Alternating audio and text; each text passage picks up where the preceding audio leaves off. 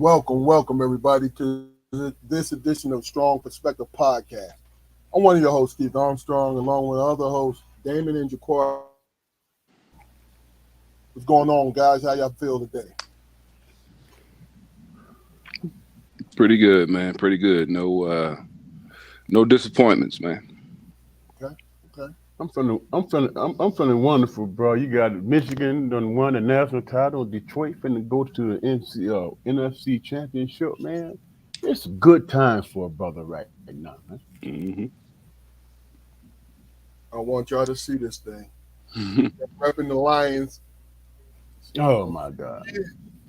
50 You want to know what's real good? You know what's real good, man, is that everybody keep counting. Oh, they gonna lose to this team, or they gonna lose that team.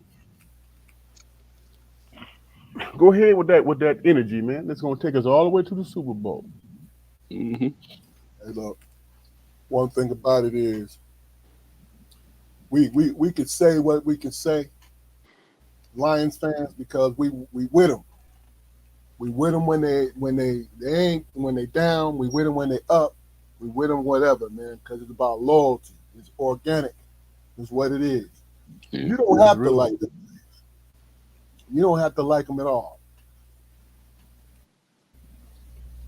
because you don't see any of that in my eye. None of it. What am I asking? You don't see, do I care in my eyes? Hmm. So I would have cursed, man, but we're at 2 minutes, so I don't want to taint this episode. But let me do a little house cleaning, housekeeping, not cleaning, because this thing is dirty anyway. No, but do us a favor, ladies and gentlemen. We appear here live every Friday at 7:30 on Facebook and our YouTube channel. Tune in, and we're going to be on IG real soon. Tune in, like, share, and subscribe for us. Even if you stay it's worth your stay to check out some of the videos. Now, I'm not asking you to look at the viewers as Cat Williams, where you can sit down and watch the whole 3 hours and be entertained. But I am telling you that we're worth a watch. We're worth the watch. And really and truly, I wouldn't lie to you and say, hey, look, we don't worry about becoming popular and all this. It's there. But really and truly, what we do is we make sure the quality of the conversation is real. We communicate. We talk to each other, and we talk to our guests, and we get each other to open up. Because, in my humble opinion, people in our age graphic, because I'm last year the baby boomers, my brothers are Generation X. We don't hear enough from them groups. Talking about actual conversation without you getting on there singing "Hell no" to the no, or you got cursing preachers our age. You know what I mean? Just to put the likes and the views. No criticism. Cause I give you credit if you got to generate that much energy to keep it up always. Because you'll have to keep it up in public when you're doing that. You'll be going outside, going to buy a can of soup, right? Chicken noodle is your favorite. But before you know it, you get a damn, you went on your podcast and insulted the wrong man or woman, and you get a can of split pea soup upside your head, and the corner of it hit you right here. And it's going to put an indentation in your skull, and that shit is going to hurt. That's all I'm saying. In a joking way. In a joking way. Quality conversation. We're giving everybody a chance to open up and do your thing. You know what I mean? Jaquari, Hmm.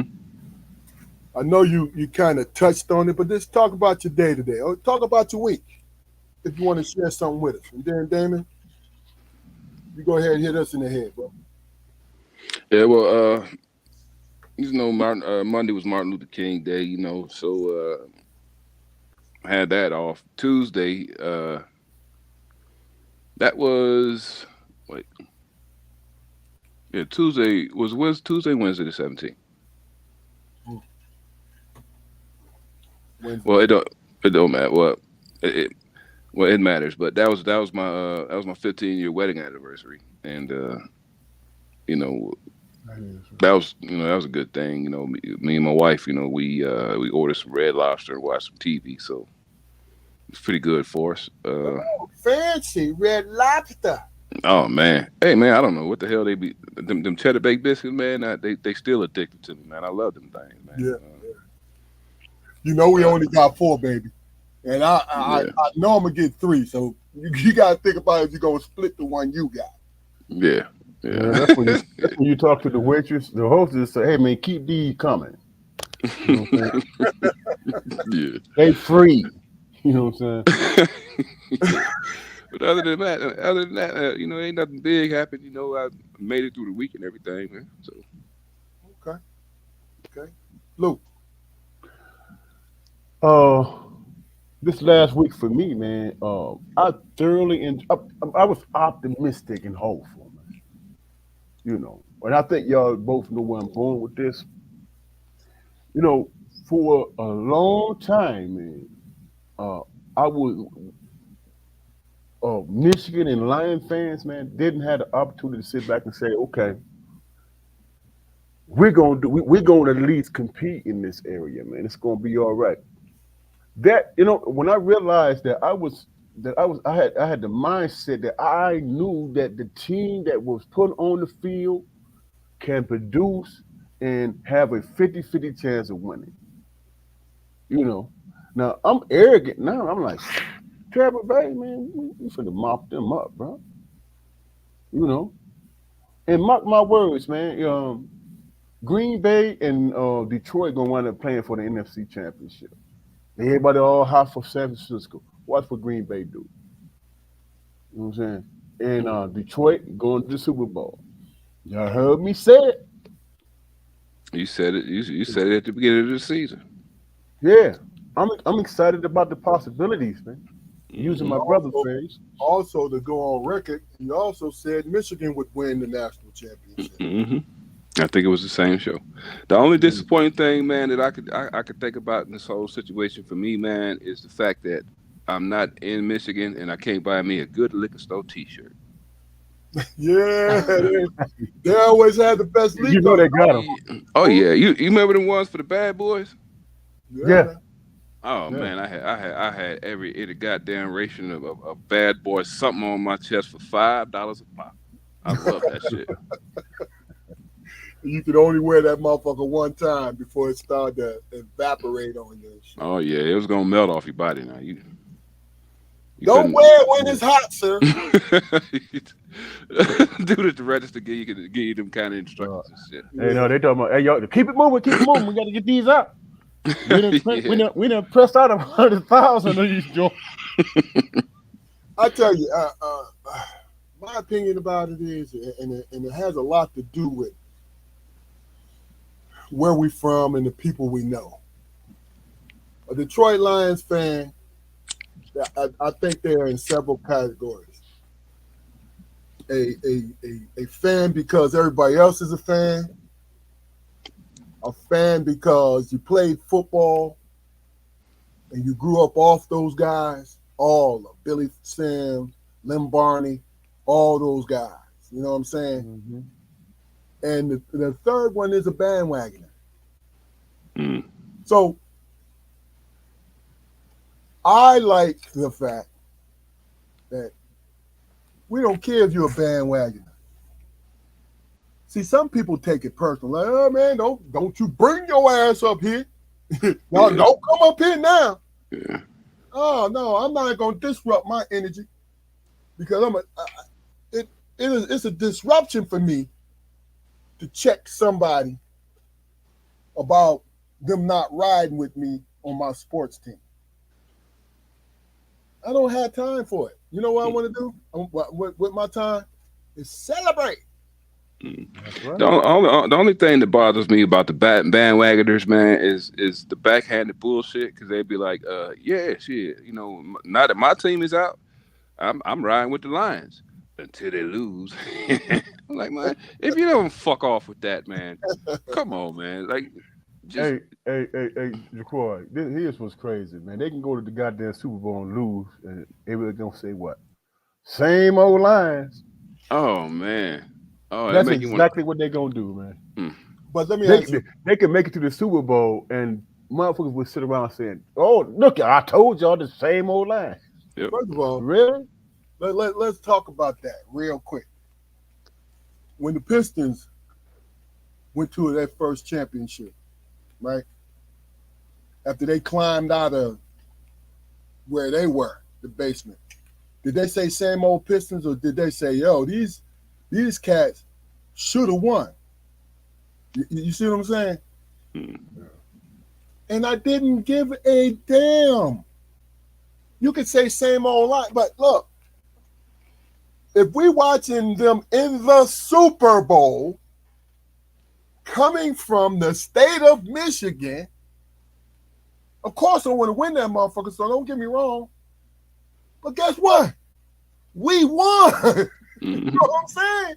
We won.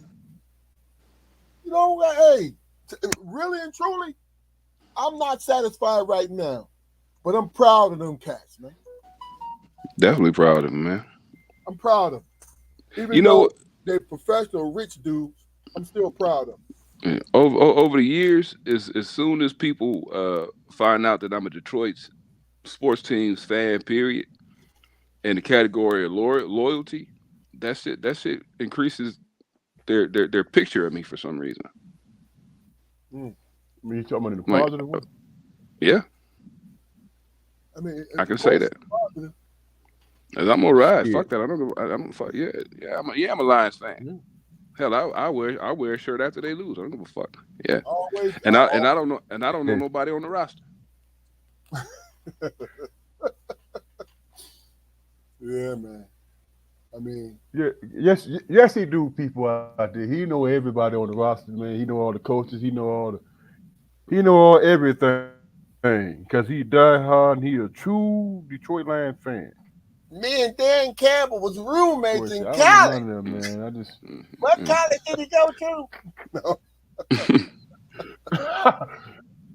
Hey, Keith. Hey, man. Remember when the coach did his press conference? What's his name? The kneecap biting dude, man. What's his name? Yeah. They keep. You know what's crazy about that, man? They keep bringing that up, man. That tells you just how pathetic these punters and these cats who be talking sport. That's how pathetic they are because he been a Lions coach for 3 years. You know what I'm saying, if you look at his record, he was in the rebuilding stage. He only had one down year. Yeah. One down year. This dude is a winner. He changed the culture that quick. That doesn't happen. But he did it. You know what I'm saying? He know X's and O's, and they talking about, well, how smart is he, man? Because he keep going, making it happen on fourth downs. Man, if you question that, you did not play organized sports. You were not a competitor. Yeah. Hey, what's up? What's up, baby? What's up? What's going on, cuz? You was not a Neff. Go ahead, Fluke. you was not a competitor, man. Because how many times, man, have all of us to play ball, man, and when we have an opportunity to crush somebody, how many times have we said to our coach, man, just let us do this. Don't be conservative. I always wanted to go for it on fourth down, bro. Mm-hmm. Always. You know what I'm saying? And when we didn't, and we were conservative, I was disappointed because as far as the athlete is concerned, man, the worst thing you can do is take the control or take the ball out of their hands, man. Mm-hmm. And that's the confidence. That's the confidence crusher, man. Because on the fourth down, you got to take a chance sometimes, man. Especially in the pros. Because fourth down, that's you can't whoop me, country. That's gut check time, man. Like, yeah, man to man, what you gonna do? Yeah, that's true. That's why you play the game, man, for those type of moments. And he don't shy from it, man. It could be 4th and 6. He's like, what y'all want to do? And the first thing that come out of their mouth is, let's go for it. Let's get it. Let's go get it. Yeah. Right. So let me ask you a question. And really and truly, I have to preface this by saying that I understand what sports is to our community and to us, right?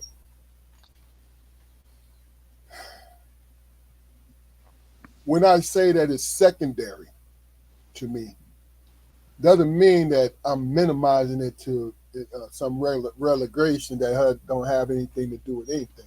It's secondary because I'm always looking at what my life and my loved one's life is going with, right? So with that being said, if the Lions, let's do this, if the Lions make it to the Super Bowl, what do you think it does to you personally? We'll go with you first, Corey, then you, Dana.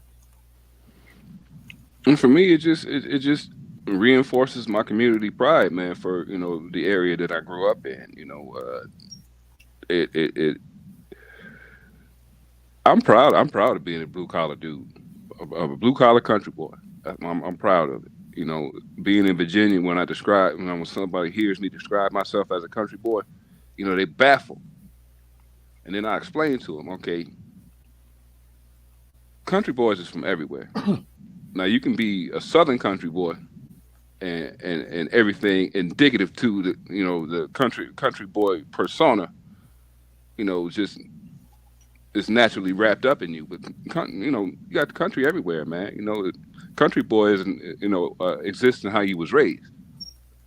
Yeah. But in regards to how I would feel, how I'm going to feel when they make the Super Bowl, man. Like I said, I believe I represent the state very well, and my attitude, being a worker man, I think that comes across, in our sports teams too. We got, we might as well be called the Lunchbox League. That's who we are. We ain't got no superstars. Don't need them. The Pistons didn't need them. They became superstars, but they weren't when when they started kicking ass. When they finished, they were superstars, and that's what's gonna happen with the Lions.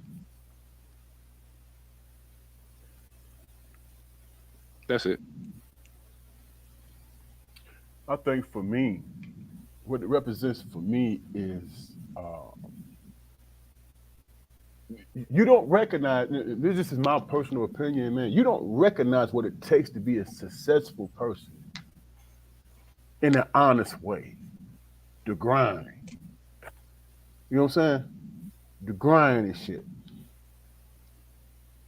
Think about what was the last team that played in the NFL that was being successful, man, where the coach represented the team and the city. You know what I'm saying? That what do you say? I don't care if you got one ass and one cheek or whatever. I mean, we laughed at it, but if you look at the team, it's 3 teams, man, in the NFL, man. It's 2 teams in the NFL that can ball with San Francisco. They can meet them head to head, pound for pound. You know what I'm saying? Blowing your back, and that is Baltimore and that's Detroit. Everybody else can't deal with them because they don't have the personnel or the mindset. Dan Campbell, you know what I'm saying?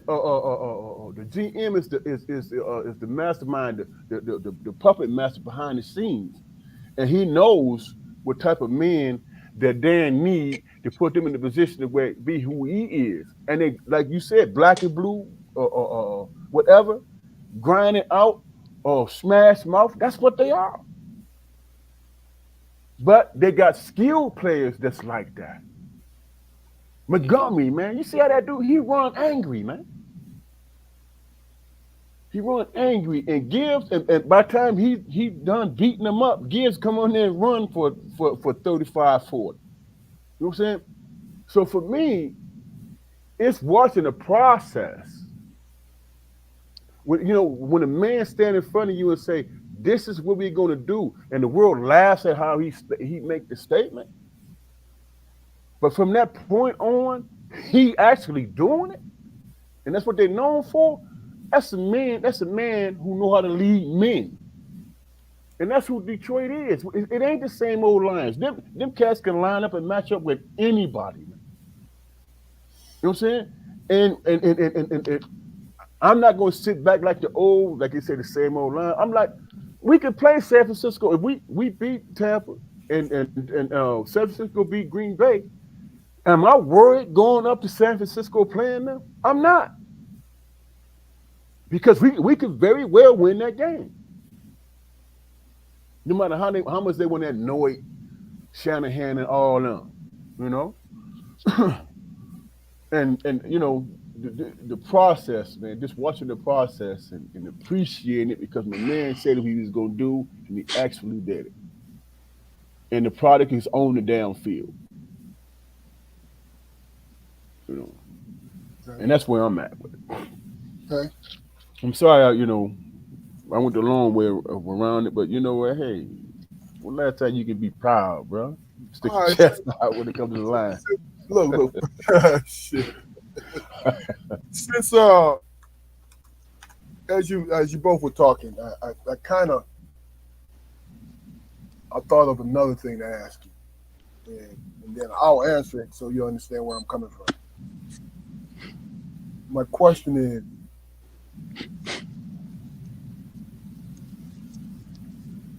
when it comes to sports, right? Why do you think it's so important to our community? Other than the obvious that it can mean college-wise scholarship. If you go further after college, a way of taking care of your family. You know what I mean? Living and taking care of your family, providing for your family the whole nine. I want to try to understand, because I have my idea about it, but why sports is so important to our community. Now, here's my answer to it, so you guys can understand where I'm coming from with it. I've always dealt with the fact that I had to be told by my father to use my God-given ability to get into college. Right, and that was a short but long conversation, and here's why. As soon as he said, "Son, I want you," in my junior year, "Son, I want you to use your God-given ability to either play basketball or college, because me and your mother, we don't have the money to send you to school. But this is something that we would like for you to do." Right? I told him that I had plans on becoming a Marine. He didn't badmouth the Marines, but he said, "Hey, man, how tall are you? And how far do you have to duck duck a bullet in the firefight?" He says, "Son, you need to rethink it." So I always took into mind exactly what he said to me, because I believed every word that the man said to me. So when I went to college, I still wasn't aware. I just thought it was a big, gigantic high school. And I got there and I started to understand why it was the right choice for me. Right? I played ball, the thing that I loved. So my freshman year, when TNT, I'm going to be quick, TNT, USA, TBS, ESPN was young. They was only a couple of years old. Mm. The Big East was one of the Big East, ACC, and Pac-10 was one of the bigger conferences. So they was getting all the TV money, all the TV time. So my freshman year, I played 30 times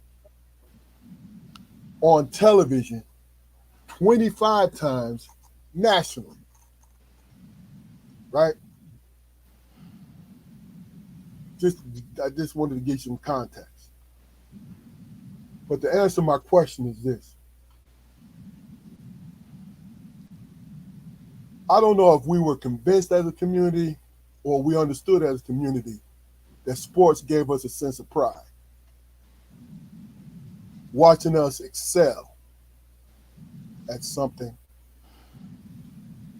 and take over something. And I'm being a little biased when I say this. Take over baseball, because it was really the first to fall, quote unquote fall. And then it was football. You understand? Then lastly, basketball. Right? Then college finally understood that if you don't have black players on your team and you're playing against other black players, because we were hungry to get out of our situation to play a game that we loved. That's when it became important to our community, I think. When it was another way out other than farm, factory. Back in those days, it was free to go to college, but still folks was being denied to go to college. Tuition was free. Most people didn't know that. They started charging tuition in the 1960s. And guess who started it? Ronald Reagan. He suggested that they start to charge for the community college programs. And then that snowballed into what we have today. You know what I mean? So it was, because we didn't have the kind of money when they started charging us, right? So it was another route to a higher plane of existence in this country.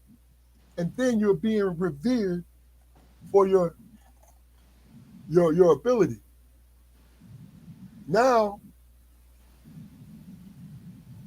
you don't have to look over your shoulder as much because you was in places that they wanted you to be. But I think what eventually happened was we made sports our only lifeline, or singing our only lifeline, or acting our only lifeline. I mean, as a whole, because we had doctors, lawyers, great inventors. We had those things, right? But what did we concentrate on? Sports and entertainment. So that my answer is giving you an idea of what, I'm not looking for anything in particular, but I answered the question so you'll understand what I felt. Luke? Isn't it about being able to impose your will, man, without getting your ass lynched and shit? Being mano a mano and rolling over your opponent, no matter what color they are. Being able to express yourself in a physical way where you can kill two birds with one stone. You can let out your aggressions, and you can feel proud because you imposed your will. You were dominant in it. And there was no. What's the repercussions afterwards, man? Was it really one? It's people watching the sport and being entertained.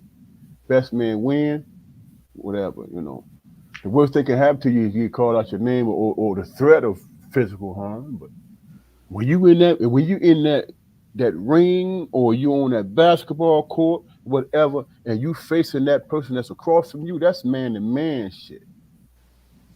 You know, and that's undeniable. You cannot deny that a person cannot deny that they didn't get their ass whooped by you. You can't deny it because the world sees it. And yeah, you know, that was a place where, in terms of black people, men or women, we could be in those arenas and say, I'm more superior you than you in this aspect. You know what I'm saying? And there's nothing you can do about it until you step your game up.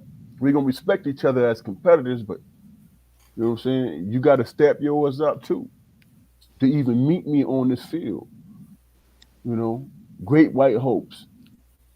Think about that phrase, man, and how often they look for that.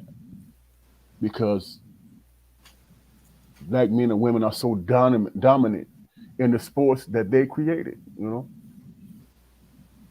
So yeah, we thrive in that, man. And now brothers is getting the bag too. Generational wealth.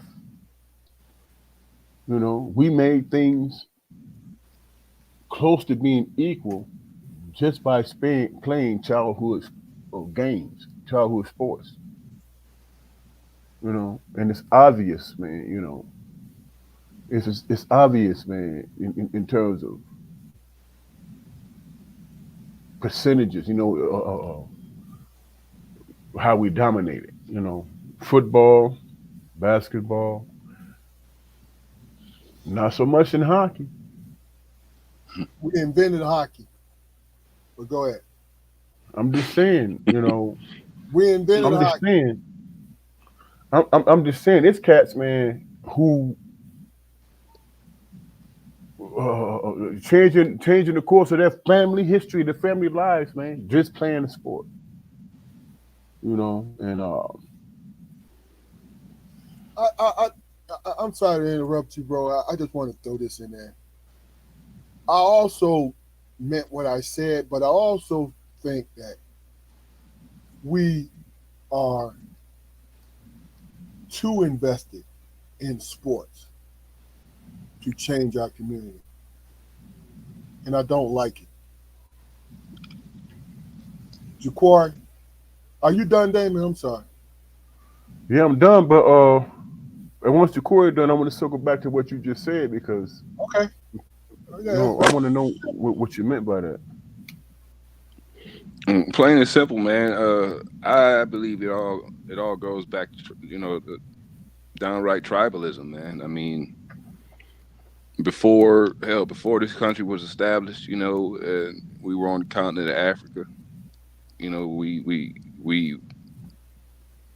didn't have states or I mean, there were states, you know, and stuff like that, you know, but like in more isolated areas or whatever, you know, tribes, you know, were just that family unit, and they were located, you know, close to another family unit, and those two units would, you know, sometimes have mock wars that nobody really actually died in, but there was probably a whole lot of ass kicking, and in that sense, dominance was, you know, asserted by the stronger tribe, and they were privy to more of the natural resources around.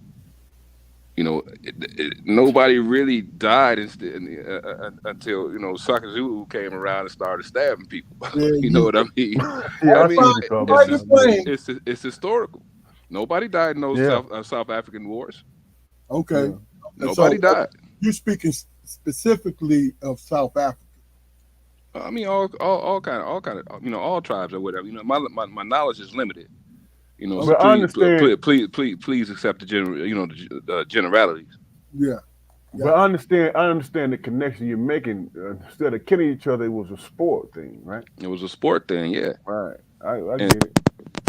As I said, you know, the stronger tribe won the day and the resources. You know, and that's just translated over to, you know, to our society today. Simply put. Okay.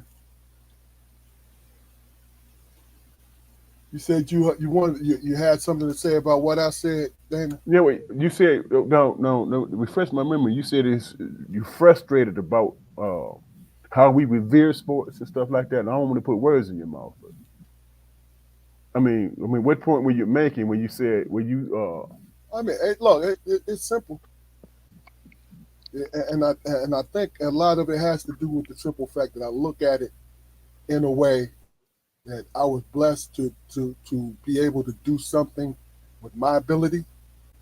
Mm-hmm. But see, what I think about more than anything is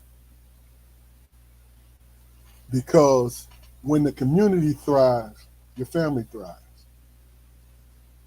But if your family thrives and the community don't, your family hits a ceiling. So my opinion about what I said about the sport thing is the simple fact that a lot of times we're judged by, and this is a generality, it's not everyone, we're judged by sport content. Because me personally, if you're blessed to have done all the different things you did in sport, the sports arena, and you're not a person in everyday life, you miss something. Because what sports does is it teaches you how to work with people, how to cooperate. But the only thing that it seems it does these days is glorify the best person in the group more than the actual group. Sports to me is a tool for bigger growth in society as human beings. And sometimes it feels like we've missed that mark in our community.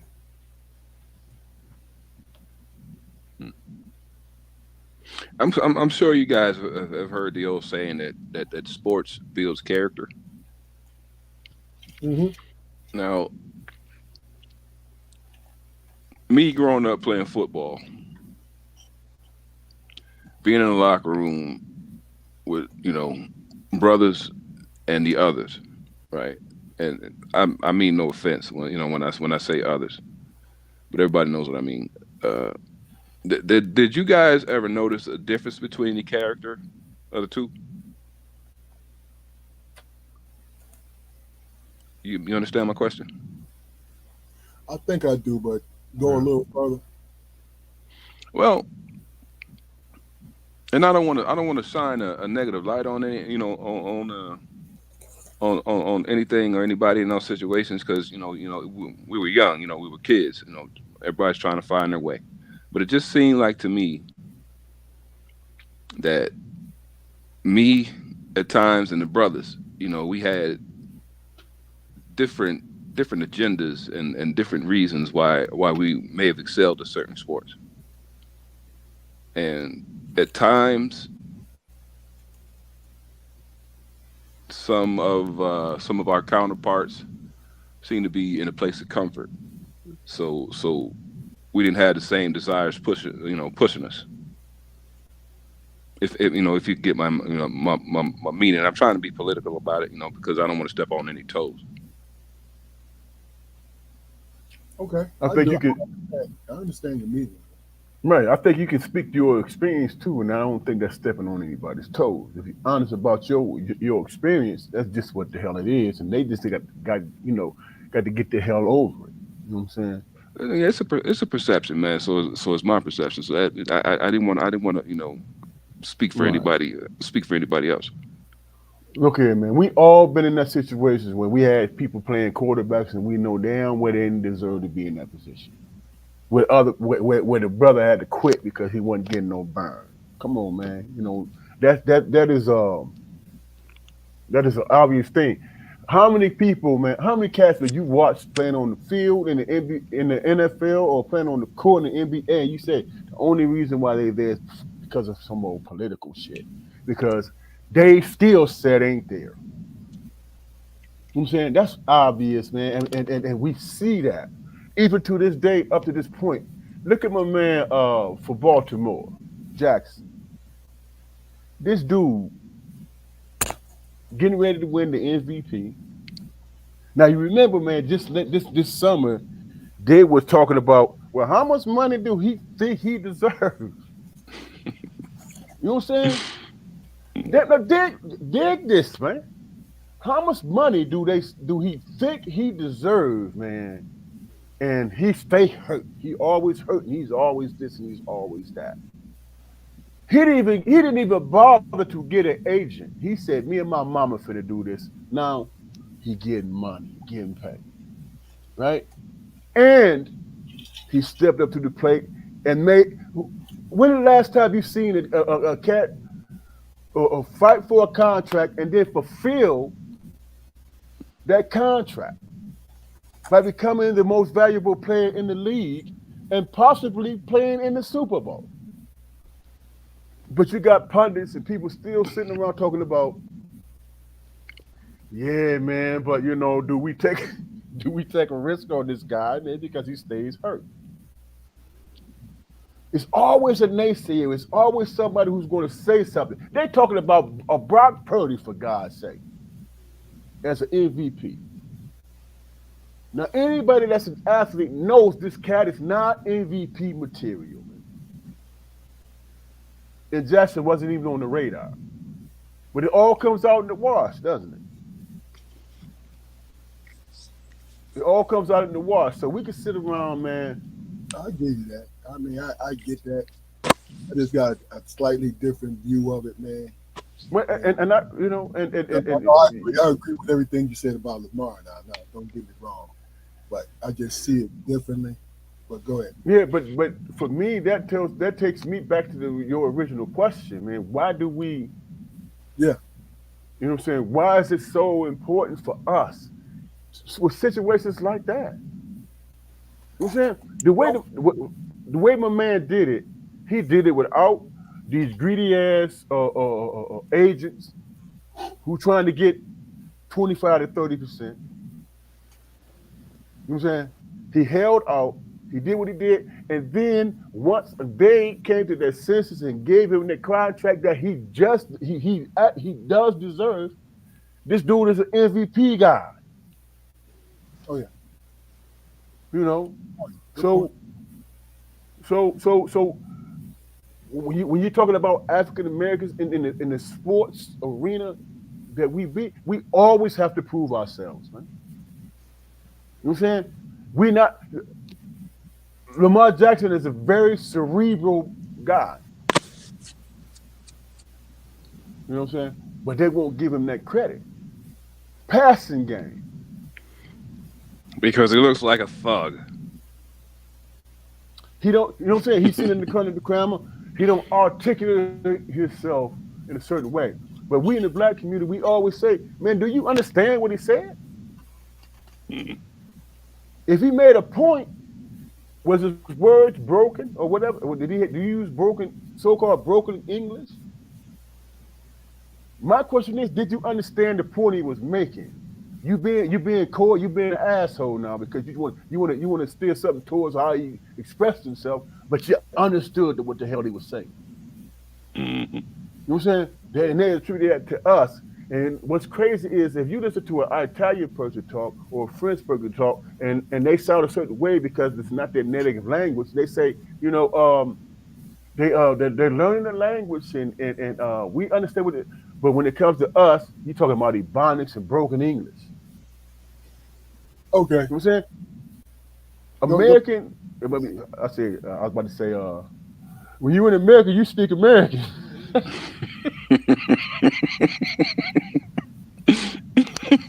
That was the funniest thing I ever heard in my life when that dude said that. Man, when you in America, you speaking American.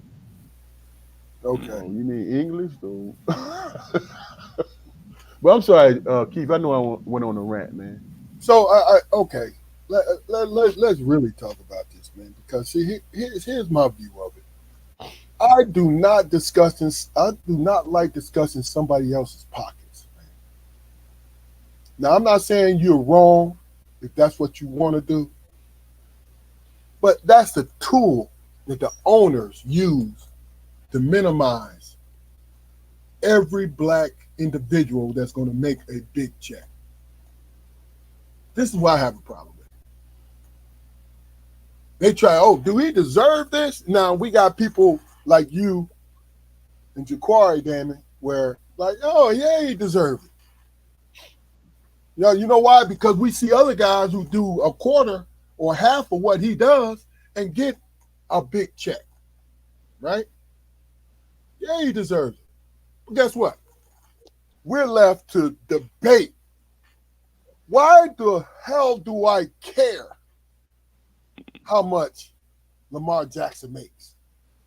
Why do I care whether or not Steph Curry is a maxed out contract? Who gives a flying fig about what they make? Because I don't watch them because they make this amount of money. I'm happy for them, but why is it a debate? It's a debate because it's a tool. The tool to go back to that player and that agent to say, hey, popular opinion, because that's what goes on. Or we got a scale in pro football. There's a pay scale for positions, right? And it has a lot to do with when we hear about somebody's money, the owners throw it out there. And it's very rare that the players do. Because you don't tell nobody what you're trying to make. Because it turns the public against you. That's rule 110. Don't tell nobody what's in your pocket. But when we hear it, it's coming from the owners and the puppet reporters who's reporting for the owners. I'm bringing that up because I want to talk about their impact on the game and why I like them or dislike them. I don't give a shit about him getting hurt all the time. I don't give a shit about none of that, how much money he's making. I have a friend. This is my last point. I have a friend who said to me, such and such is making these amount of money and he ain't doing nothing. What the fuck does that got to do with anything? Are you paying it? No, we don't pay it. That's endorsement money. That's money that's given to the NFL for years down the line for television and merchandising and all these different things. That's where that's coming from. See that? We sit here and squabble over this instead of understanding that guy may not be a good player. But I'm not going to look at him harder because he's getting paid outrageously. I don't give a shit. You can't help my team win. Oh, you're not a good teammate because you can't hold down this part of the line. I hate the dizzy dazzle bullshit. I hate it. And I'm not talking about when we're talking one, because it's not a debate on how you guys feel. I'm talking about I want to know why my team is not winning, whether I'm playing with that team or I'm rooting for that team. Why aren't they winning? It's not because Brock Purdy is making $40 million. No, it's because Brock Purdy can be a scrub sometimes. Because Brock Purdy is a game manager. Lamar Jackson is not a game manager. He is a game changer. Y'all understand what I'm saying? So, did I bring up money or did I bring up ability? In this country, we always concentrate on the things that don't matter to the things that should matter. It's my opinion. Well, here's the thing, bro. And I think this is the only reason why what the person that's getting paid even came into the arena in terms of argument and all that stuff, man. You look at a guy like Kirk Cousins.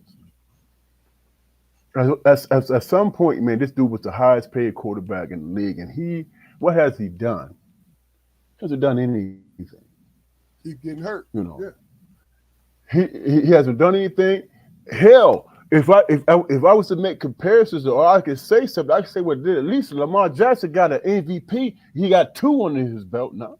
What the hell has Kirk Cousins done? What has he done? Nothing. But it's easy for him to get a damn contract, whereas Lamar has to got to jump through all kinds of hoops and shit. All that does, man, is show the true faces of what you're dealing with. That's it. Yeah. They had NFL teams. They colluded. Nobody offered him his money. This is why I don't give a shit about no money. Nobody offered him money, and he had to deal with Baltimore. It's fucked up. Yeah, but what about the redemption though, bro? What if he win it? He won the MVP. What if he win the Super Bowl? And nobody offered him money. Okay, redemption for him. He look. Can you imagine if he went to Can you imagine if he went to the Jets, man, with that defense they got? Bro, I get it. And they gave him his bag. I'm just speaking. See, that's what I'm talking about.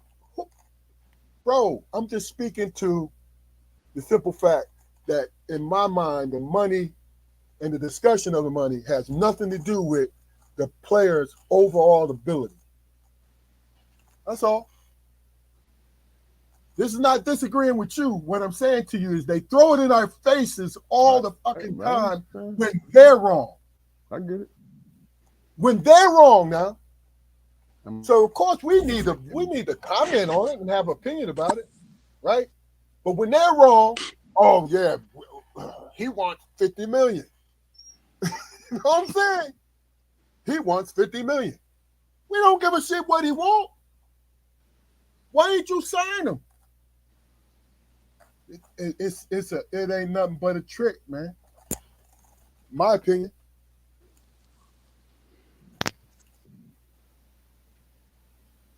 But look, I'm glad you brought this subject up, Luke, because you and Jaquari gave some compelling and outstanding opinions about it. And that's the whole point of it. You know what I mean? Do you have any of you guys have something that you want to bring to the table so we can talk about?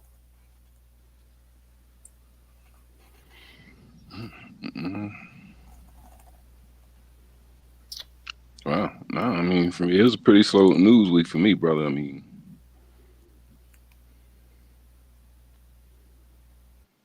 I got one. What you got? It's all about. Let's talk about who would win in a fight, man, with John Wick and what's my man name in Equalizer, man? Denzel Washington.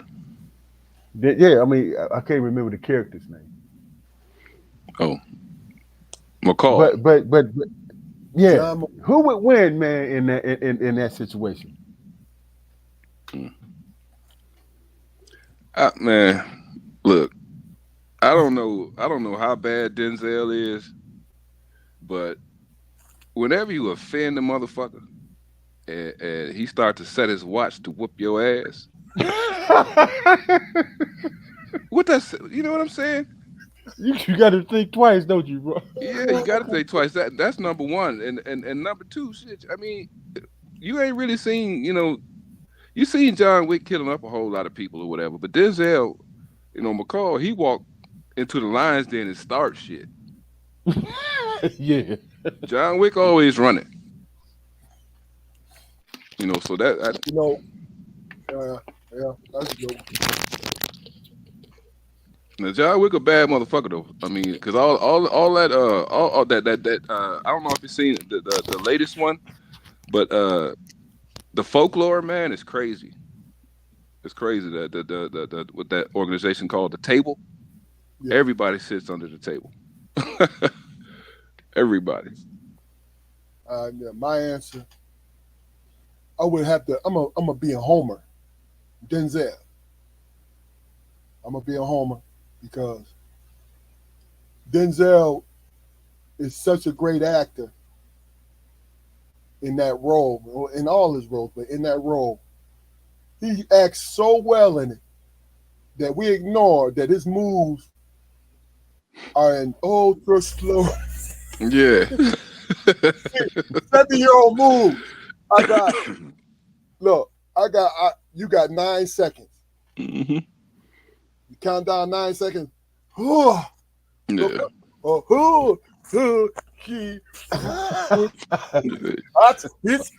Hot. That's how bad an actor. That motherfucker is that sweet an actor that we ignore. There's so much ass is kicked in such a short span of time. Man.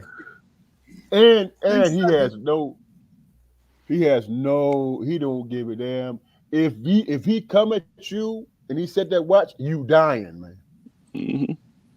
And I relate, man, because shit, me myself, shit, I'm gonna give you 30 seconds of hell, goddamn it. So, yeah, you fucking hell. Hey, bro, you windmilling and everything, huh? Yeah, shit. If for me to survive, you goddamn right. Hey, man, hey, Jaquari, why you got Macbeth sitting behind you, bro? I just like it. That picture ain't changed. My background ain't changed. Like for 3 shows or whatever. That dissertation, every time I use it, I put it right back there. I know that. I'm talking about Macbeth. He ain't been up there. It's her. Oh yeah. That's one of my regular drinking cups, man. I tried to use it on the show one time, and y'all went ape shit. You called him? What you call it? Macbeth. Macbeth. Yeah. I ain't calling went that. to Shakespeare on him, huh? I just call him Macbeth. I forgot the name that of my man.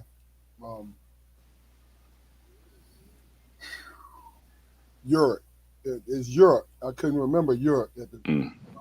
So I just called him Macbeth. That's the name of the play, though, right? Mm-hmm. Yeah. That tell you something about us, man.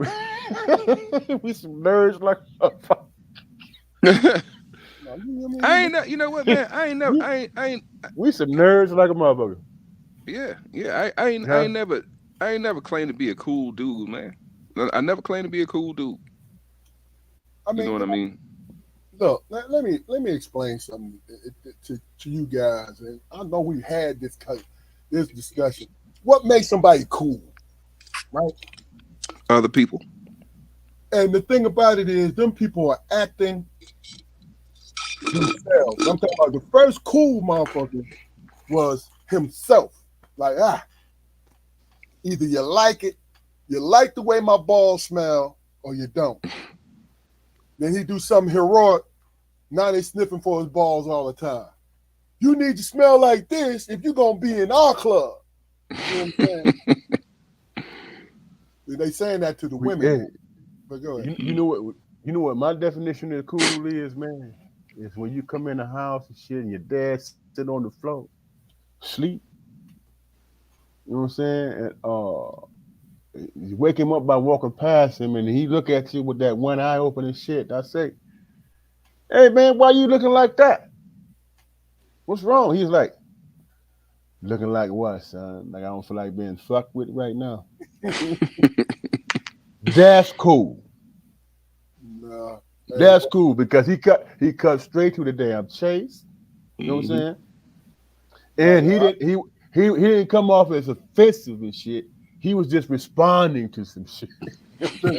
Look, since we're talking about cool, I got a version of cool.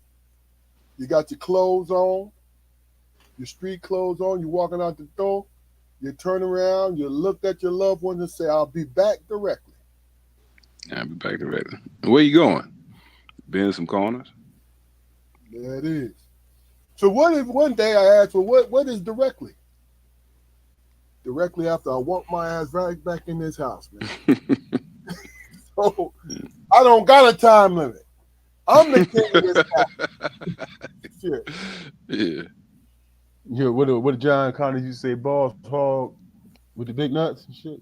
Balls hog with the big nuts. Who was that? That's me. You're gonna find out soon enough. What man said, you're gonna fuck around and find out. So is it selfish? Why does it feel selfish when people don't think along the lines of the group? And I'll give you an example. Me and Damon was talking about, I asked Damon what he wanted to talk about today. Man. Right? Or yesterday. What he wanted to talk about. And Damon told me a couple things. Then he brought up what was going on in Israel. Right? And I said something to him that I always felt. I'm aware of what's going on. I'm aware of what's going on at the border. I'm aware of what's going on in Eastern Europe. But I'm concerned about what's here around me and my family. Why is it that if we don't get on board with complaining or being concerned about what's going on in the rest of the world, and we want to know what to be concerned about in our neighborhood, and I'm speaking in general terms, people think that we're being weird or we're trying to go and buck the system. When I'm worried about my child walking down to the corner store. You know what I mean? Oh, I'm concerned about the world, man. Right? But I want my immediate world to be as controllable as possible. And that takes a group effort. I just wanted to say that. There ain't no question last on to that. I just wonder why we always have to act upon a hive mentality, but get frowned upon when selfishness kick in. Right. Is it the timing of it, of the selfishness? You know what I'm saying? Like, hey, Keith, all we need to do at this certain time is to flip this switch, right? But your baby just fell, he crying, his head is bleeding, and you turning, just before you flip the switch, you turning to take care of your baby. So you late with the switch. This is an example I'm giving you guys. You late with the switch, but you flip that motherfucker, right? But you taking care of your baby. Then they come to you like, hey, why didn't you flip the switch at 800? I had to pick my baby up because he was bleeding. That's not good enough. That was selfish. I gave you that example because this is what I'm talking about when I speak on understanding, well, thinking how when it's this hive mind mentality is directed in the wrong place. I think we should have the hive mind in our general area before we address what's going outside of. So you talking about circling the wagons, man, and addressing what the negative experience is, right? Addressing it and trying to solve it, then we Right. become stronger to address what's outside of us. Therein lies the problem, man. Some of us, man, uh, are plants, and they infiltrate us, and they're not for us. They you know I'm not laughing at you, but I need you to explain that, man. what I've I been hearing mean. that a lot lately. What I mean by that, man, is this. You think about this, man. This piggybacking on what you was talking, what you just got through talking about. When you look at Palestine, man, what they're going through, you know what I'm saying? You look at Palestine and what they're going through, the world immediately comes to African American people and say, how come y'all not protesting? How come y'all not standing up?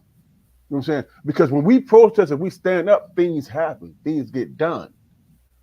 But then you got this mechanism over here on the sideline that's trying to figure out how to dismantle that shit. So this is how crazy our life is that people don't want to admit to. We are the saviors of the oppressed people, and we march to get things put in line and in place or be examples of it. But at the same time, when somebody else is experiencing it, they say, oh man, y'all, you know what I'm saying? Why y'all need to support these people because y'all understand the plight and y'all understand all of this stuff. You know what I'm saying? But at the same time, we got people over here who's mounting and getting together and trying to dismantle what we, you know what I'm saying, where we fought and died to gain. So imagine being that person, man, who everybody expects the world of when it comes to oppression, but you are the main one being attacked and saying, you know what, you don't deserve this, and it's reverse racism and it's all these different things. So we get confused, man. Some people be like, hey man, I just want to be on the winning side, no matter how it affects us. But when the world needs, I'm talking about the whole world needs somebody to speak and on their behalf and march on their behalf, they come to us. And while we're looking to fight for their rights, our people, the country that we're living in is looking how to take it from us. You know what I'm saying? They're trying to figure out, looking for the loopholes. And those same people that's taking rights from us get up and demand Michael Rappaport, Hawk, where y'all at? Putting Martin Luther King shit on that. That was so damn disrespectful. But it's like, dude, you want to be when a black man or a black woman say, "Hey man, I feel discriminated against," you want to stack the courts and take away rights and shit. But when somebody that you care about that's across the seas, and we're like, the first thing that come out your mouth is, "Where's the black people at?" And then you throw up Martin Luther King and say, "See, this is what he said, and y'all supposed to be supporting us." But you the same coward ass dude who, well, I think, man, that they not they complain too much. I think that last point, man. Think about this. They in this country, people want to say that black people act like victims, but they want us to support and march for the victims around the world. You understand what I'm saying? They actually get their ass on TV and call out the black community. Hey man, where y'all at? Where's y'all support at for these people that's being oppressed or whatever?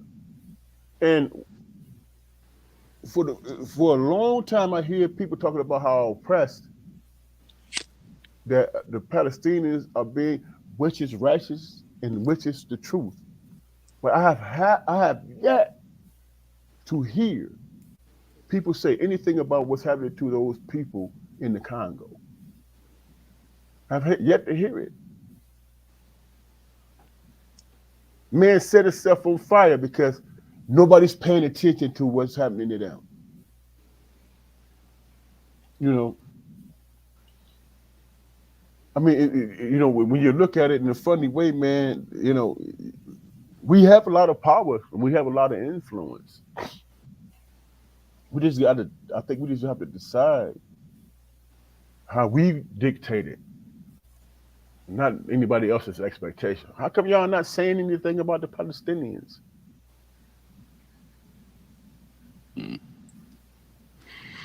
You know, Well, but they study taking right. Crazy. Keith, you mentioned the hive mind mentality, man. You know, and when you think about it, man, a hive life is pretty shitty. You know, because all you do is take care of the queen and take care of the eggs to ensure the longevity of the hive. It's a pretty shitty life. You know what I mean?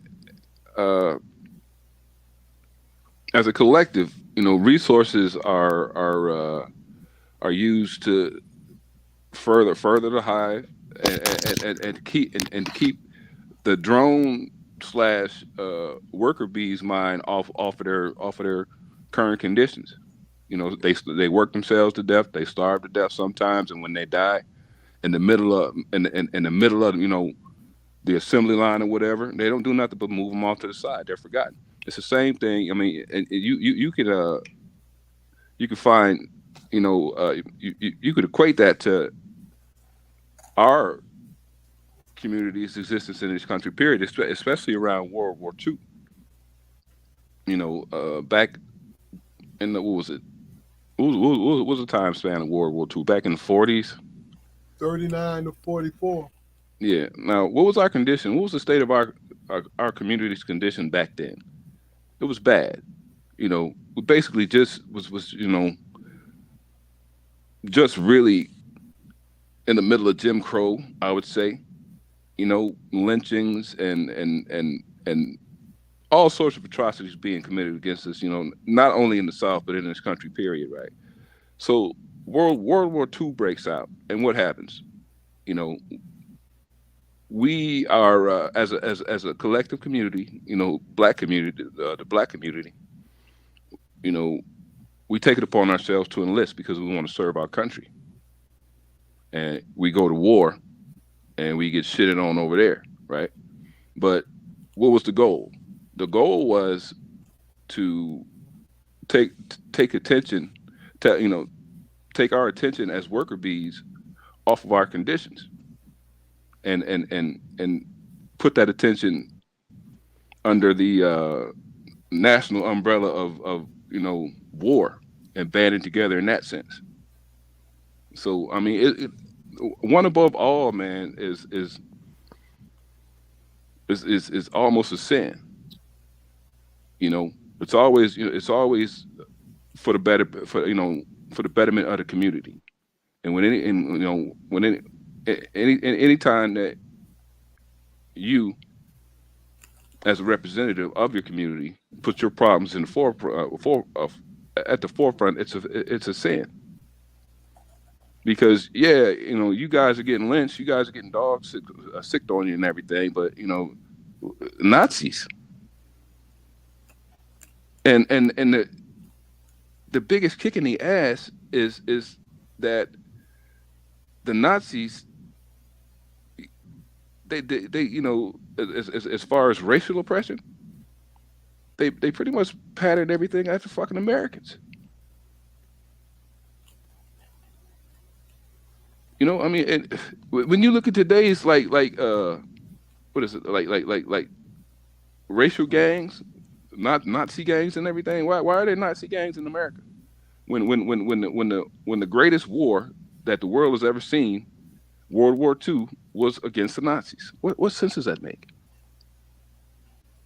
Makes sense, man. Makes sense. You know what? It doesn't make any sense, to be honest with you. But yeah, hate doesn't make sense. And I'm talking about unsolicited hate. It doesn't make sense. Then it's, especially if you have not had any interaction with another community, It doesn't make sense. But see, you have to do you got to redirect your hate to something. Instead of hating yourself, you're hating somebody who has no idea of why you hate them. Period. They not have a clue. Because you got to think about it. Think about this. You got to tell me what your opinion about it. The black community is the most patriotic and loyal community in the history of the United States. I agree with that. The reason why I say that is because we have been spit upon, murdered, shunned, and all these things, right? But we still find a reason to become patriotic toward this country. We still want to be American citizens. We still look for pride in the United States of America. Even though, in a lot of our opinions, as a community, we are shitted on. The most loyal community.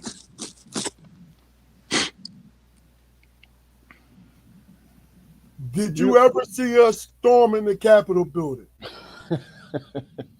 That's because we know we get mowed down, bro. No, because No, you're right, man. Because you gotta understand something. If we were not loyal to this country, there would not been since 1960 at least 2,000 to 3,000 peaceful marches.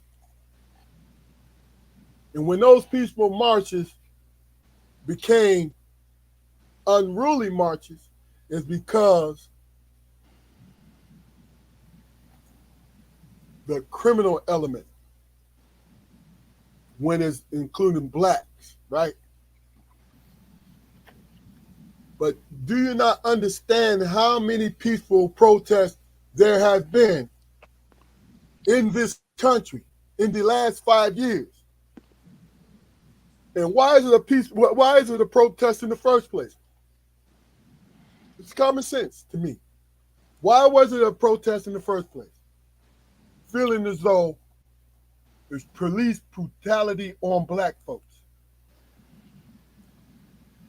Feeling as though policemen are getting away with killing black unarmed men and women. But did we storm the Capitol?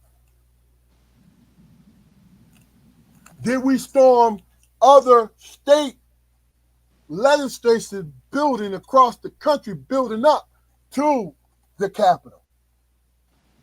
Can you guys tell me what the definition of insurrection means? Somebody please tell me. Hold on, I want to be right. Please. Look it up.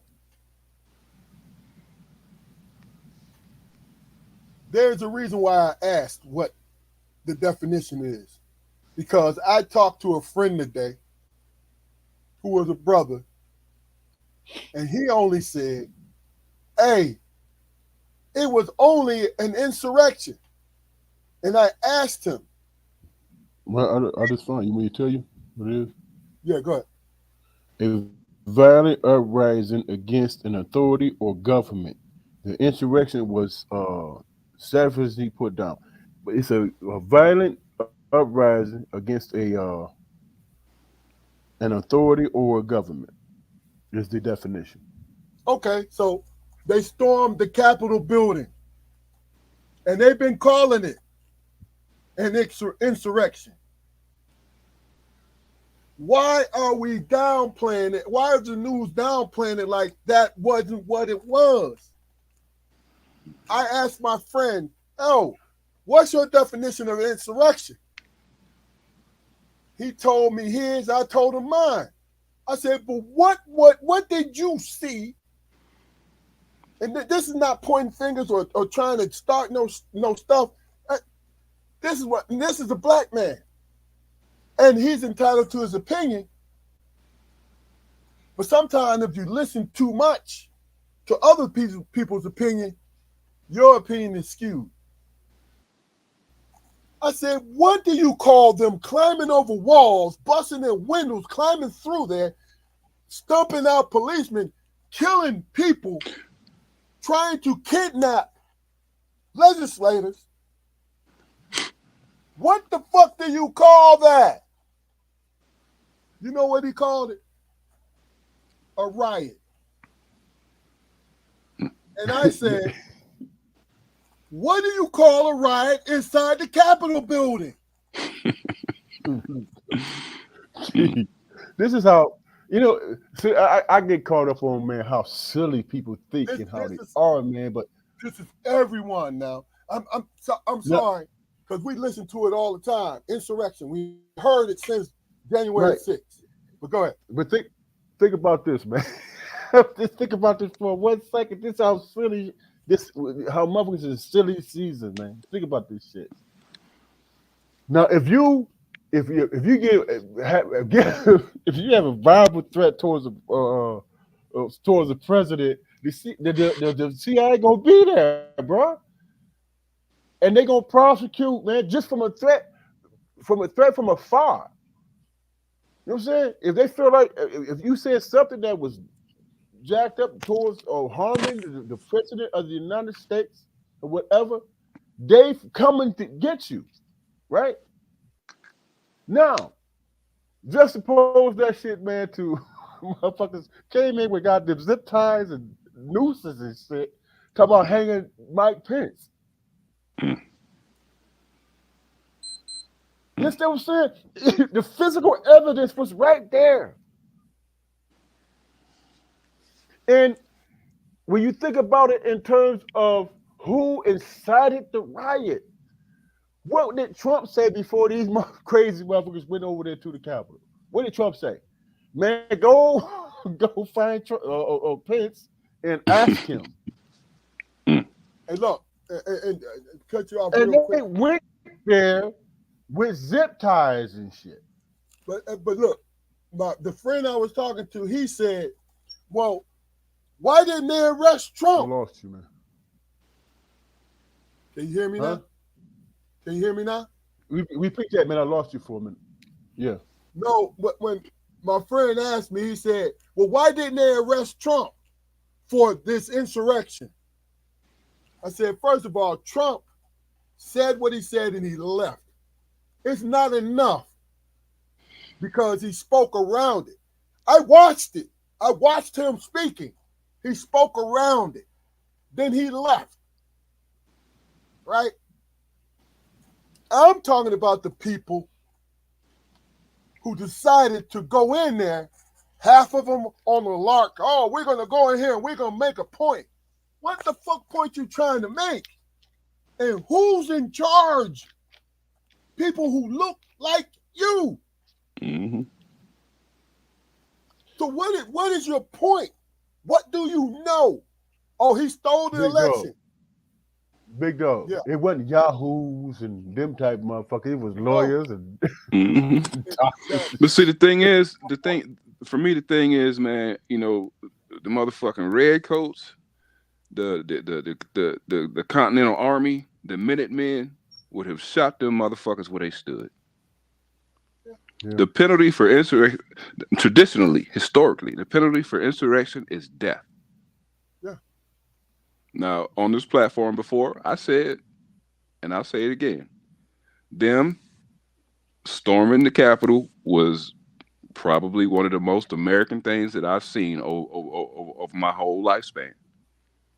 But if you want to complete the circle, it should have been a whole bunch of dead bodies laying out there. Instead of a skeleton crew of Capitol policemen. And yeah. Who tried. If they were Hispanic or black, it would have been. Yeah. And look, people say, well, you can't say that. Well, okay. History says I can. Look, let me say this, meet you halfway. You would have had a platoon of guys in the armor standing on them steps. You would have had a barricade. Mm-hmm. How many? Our community or any other community down there to what? To make sure everything is okay. Don't talk to me like I'm stupid. That's all. How many months prior, man, did they had a peaceful protest and Trump told those people to go out there and shoot people with rubber bullets and then held up the Bible upside down, man. Yeah. Did you see how At a peaceful protest, they got shot. Did you see how the Capitol Police were dressed? They were dressed in riot gear. So on January 6th, were those policemen dressed in riot gear? No, not at all. So it ain't about a conspiracy. Well, I kind of want, because really and truly, ladies and gentlemen, what we're doing, we're just speaking on whatever comes to mind today. We, just to speak on things. But my opinion about it is this, it always depends on who in charge, who gets charged for what. You know what I'm saying?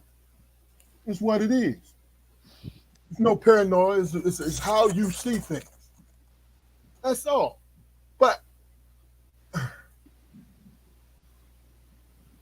I am a human being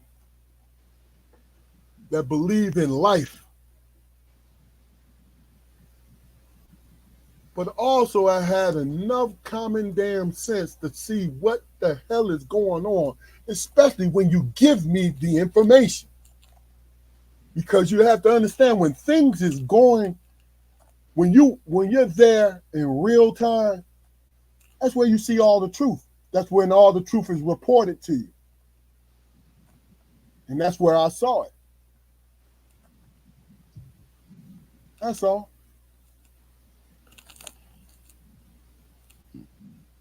I find it rather disconcerting, man. Considering that topic, just living in the DMV, and granted, I haven't had a lot of conversations, man, but I've talked to people, who were in agreement with that whole thing, and to hear somebody, justify or try to justify bullshit,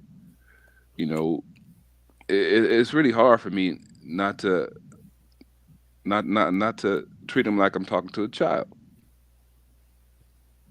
It's surreal. It really is. I have not talked to anybody about that who was there. Really? And I'm curious because I'm going to ask questions. Damn, I didn't even think about that because you was directly in the area, man. You yeah. So, it's the people. I mean, locals were there. Yeah. And then like I said, when they let an opinion slip, and you really get to see who you standing next to. So which side did you see more of, bro? Which side did you see more of, man? The people who were with this insurrection, or the people who were about democracy?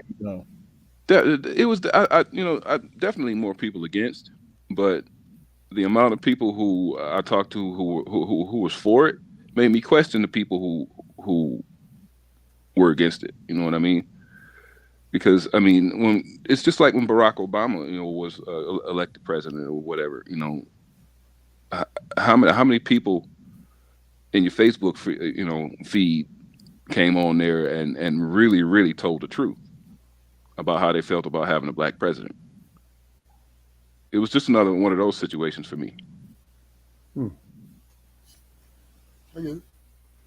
I've heard a lot of people say, during that particular situation that, I had to cut out, all them people, I had to cut them loose. Well, no, I'm not going to cut them loose. You know what I mean? Because this is a political thing. And some of those people I had close relationships, through sports and everything and school, so we, kind of knew each other on a deeper level. But I didn't defriend these people for the same reason, you know, that I might watch Fox News every once in a while, man, because you got to know what the other side's thinking. Right. So those people that you were talking about, they was like a mixed bag, was. Yeah, yeah. I mean, but the other phenomenon that I noticed, man, is trying to hear people, you know, justify soft racist tropes and shit. You know, Black, you speaking about African American people? well, people in general. I'll say people in general. Okay. Hmm? Go ahead. I'm trying to get it on this because what I'm hearing you say, man, is like very impelling. You know what I'm saying? It's very powerful. Man. So, I mean, so in my mind, I'm thinking, well, who is he talking about? Black people? He talking about white people? Is it the mixed bag? You know what I'm saying? That's what my mindset is. In the area that you're in. Yeah. No, I was just speaking in general, man. Okay. You know, to be honest with you, when I was younger in my 20s and early 30s, when I was on these kind of conversations, it was always confrontational. It was about who talked loudest. And then I started to listen to what the other person was saying. Because what it ended up doing was having me prepare myself and question to either help them to understand what I'm hearing from them, or maybe give them a chance to win me over to their side. Because see, I listen to people all the time about racial shit, right? But you can't talk to me about racial shit when I understand the history of everything that has to do with race. I have a understanding. I don't understand everything. I'm sorry, I misspoke. But I have an understanding of it. I understand that fear drives one community to believe the most outlandish shit about a community. And then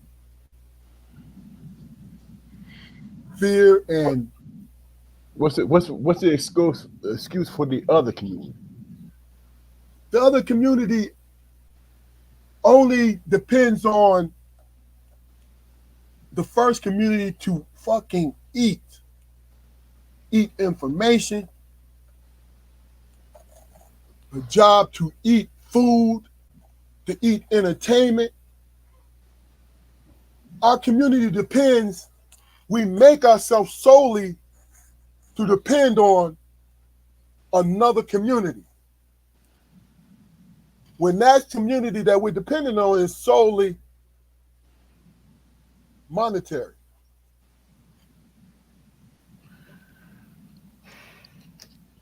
Are we that fucking greedy, man? Where we sell our souls, man, for the it's survival. It's not it's not being soul. It's survival. It's what we feel. So the 30 pieces of silver, man, is worth. Sometimes that's what it is, bro. Come on, bro. That's why I was asking you, Corey, man. When you think about it in the percentages, man, how many people, man, you in your 50s, bro. You understand life. You went through the trials and tribulations. You understand what it is. How many clowns coming to you talking that dumb shit, man? When you really like, damn, dude, and you asking yourself, do you really believe this shit? And that's why I was pressing and I was asking you, man, you being in that central zone, man, understanding what's, you know what I'm saying? We understand what's coming outside of Washington. You know what I'm saying? The ideas, how people really think, and all this shit. For example, I don't understand why Biden is running, because he's incoherent to me when he speaks. But people, I don't understand why that's the case. I don't get it. It doesn't make sense to me. You know what I'm saying? It's not my bailiwick. It's like, dude, I don't understand how you guys operate. But I'm still having to rationalize your dumbass shit. You know what I'm saying? If Biden don't So run, what do? We live in despair, man. All three of us in our 50s, man. All black men. We grew up hard. We grew up all that shit.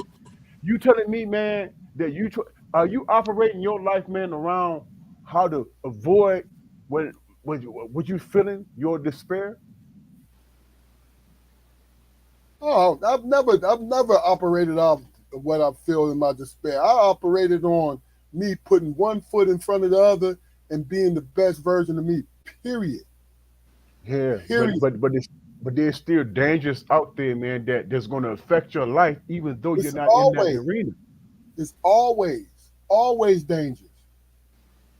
Hell, that's just being, and it's cliche sounded, but that's being black in America, man. It's always danger.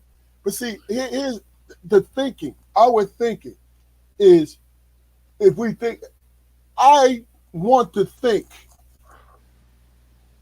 more toward our community being individual first to be able to actually help our community. You understand what I'm saying? And I want like minds to do so. And Jacory, man, you can speak to this too, man. Our life, man, no matter how long we've been in this world, how we've been, maneuvered, whatever, life in this country is a blood sport, man. That's what it is. No, I got to disagree with you, bro. Maybe mentally and maybe spiritually, but physically, it's other countries that's worse. Physically, I'm talking about. Now, I'm talking mentally, man. You know what I'm saying? I'm talking. So what does it make you do though? What understanding where you are? What does it make you? What does it make you want to do? What is? I think initially it makes you desensitized towards shit and you ignore it, man. All right. I can't ignore it if it's that important to me, but I understand where that is, being desensitized. So the last question of the day, and it's to both you guys.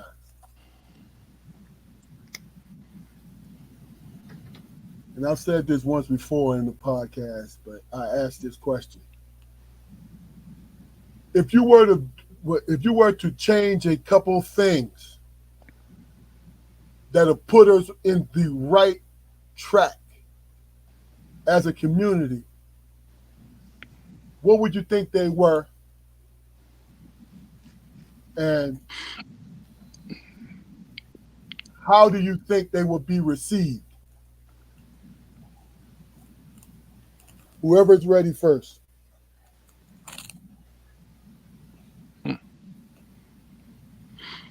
Yeah, you've asked that question a couple of times, actually, man. I mean, it really is really not an easy question to pinpoint, because I know my answers changed several times, man. But I would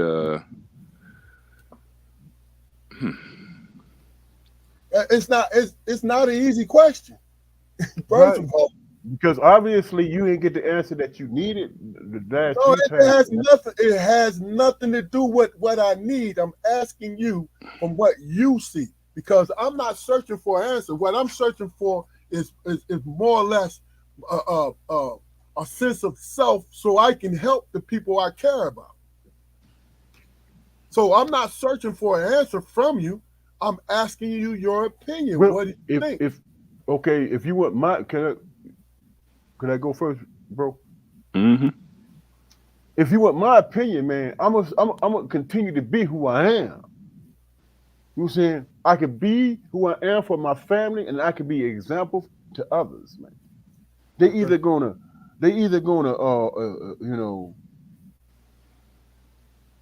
see, watch from afar and implement, or they're not. But I cannot lose the focus of taking care of mine. You know what I'm saying? Because mine is precious to me and I know how the world operates, man. And there are a lot of booby traps and enemies at the damn gate, bro. You know what I'm saying? And then you ask yourself why black men die early. I'm talking about black men who gives a shit about their loved ones. Because there is always there's always enemies at the gate, and a lot of times they look like me. So I don't know. Only thing I know, man, is to be consistent with what's working and hope that it sticks. Hope that people that the people that I'm responsible for is paying attention to it.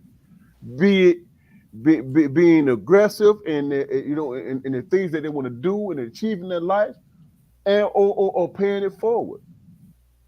You know what I'm saying? And I think, for me personally, I think that's where we are as black people, man. Because when we try to be outside ourselves and try to be in control, you got people around the world asking you, "Hey, man, why aren't you advocating for me?"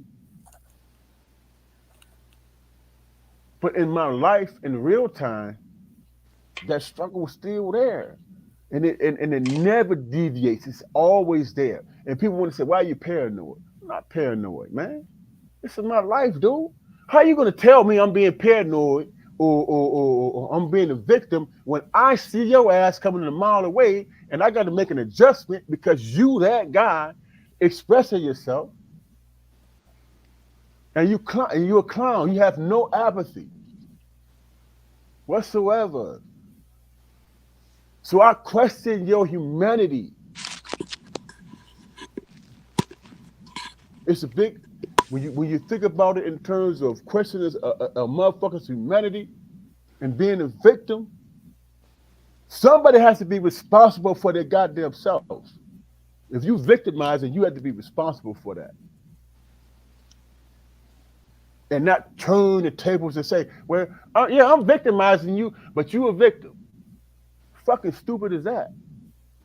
You can't equate that with humanity in terms of taking care of each other and being in the better world. You can't equate the two.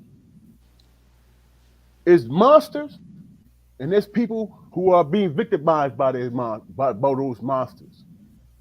And that's just simply what it is, and you have to address that shit, man.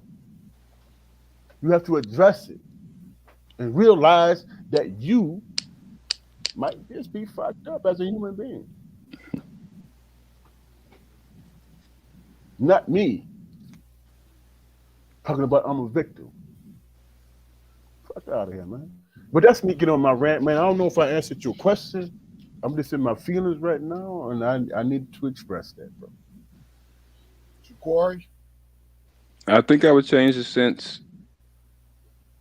our community has that, whatever goes on in the house stays in the house. Okay, I agree with it to a point, but when when people are living in purposeful dysfunction, man, then we as a community need to come together to try to do something about it. I mean, because in a lot of regards, man, especially when you're dealing with black men, you know, one on one, when a bad actor is in the company of other black men, he's usually on his P's and Q's, right?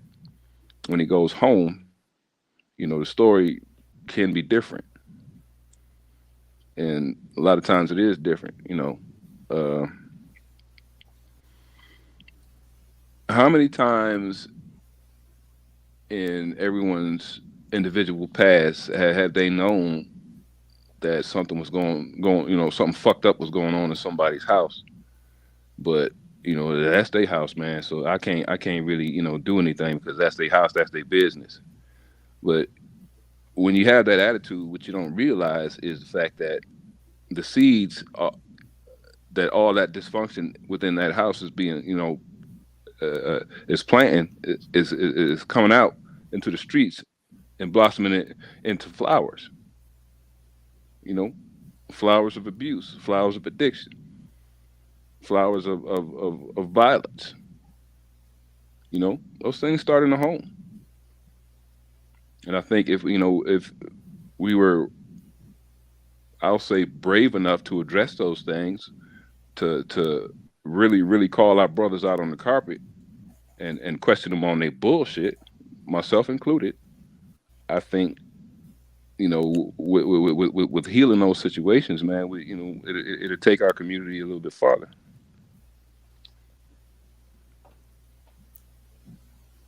Okay. Well, my answer to it is both good answers, man.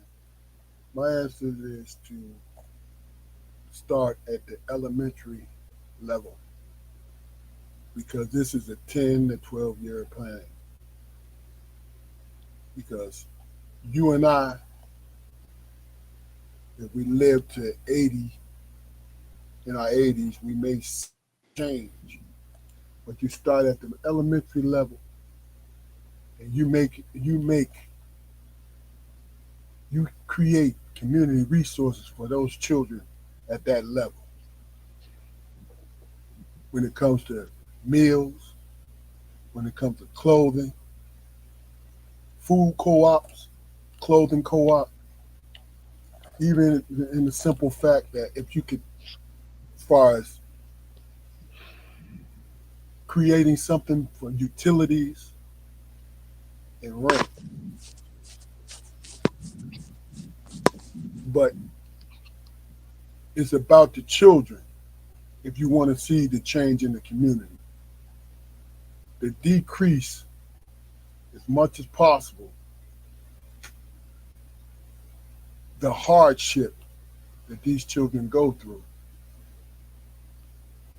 as they grow older. Now, we can't address everything that goes on in the household, but we can give these children hope. We can give them choices. I've always put a lot of thought into this and understanding. I ask people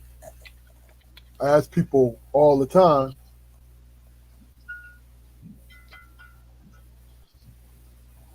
I ask these people all the time, and ask you guys all the time, what would it be? What do you think? Not because I'm looking for a particular answer, not because I'm something, just to pop out of the blue, but to drink in the information. So when I'm in a position to implement something or to suggest something with somebody who's in a position to implement it, then I have something for them.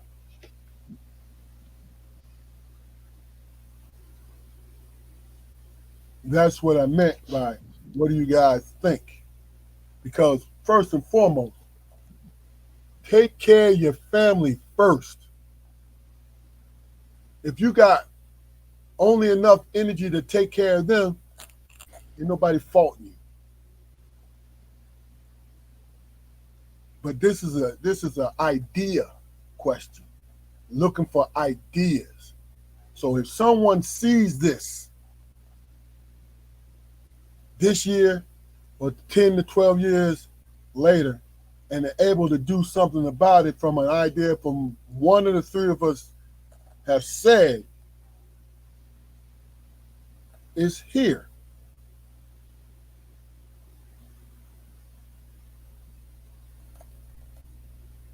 Damon, final words, and then we'll go to Jaquari, and then we're going to end this thing up.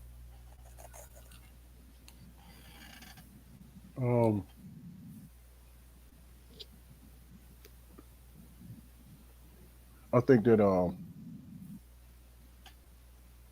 not really, man. I don't really have any final words, man. I appreciate being on here with you guys, man. I mean, there's a lot of things, man, that I feel emotional about, and I hope I was, coherent, man, and I expressed myself, man, like I should have. You know what I'm saying? Respectfully, and I'm just in an emotional state right now. You know what I'm saying? I'm feeling a certain way, and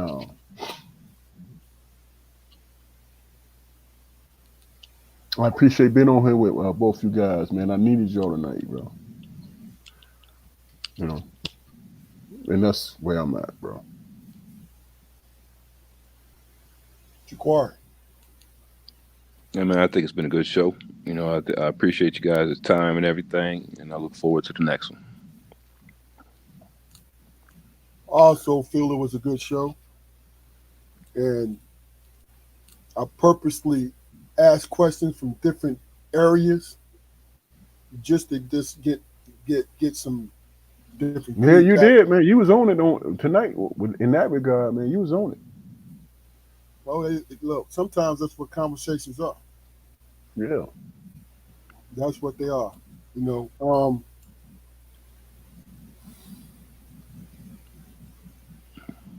please go to our YouTube channel,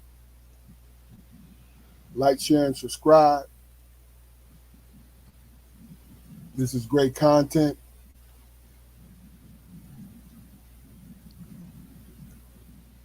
This is to all our loved ones. We love y'all. Be safe. Get better.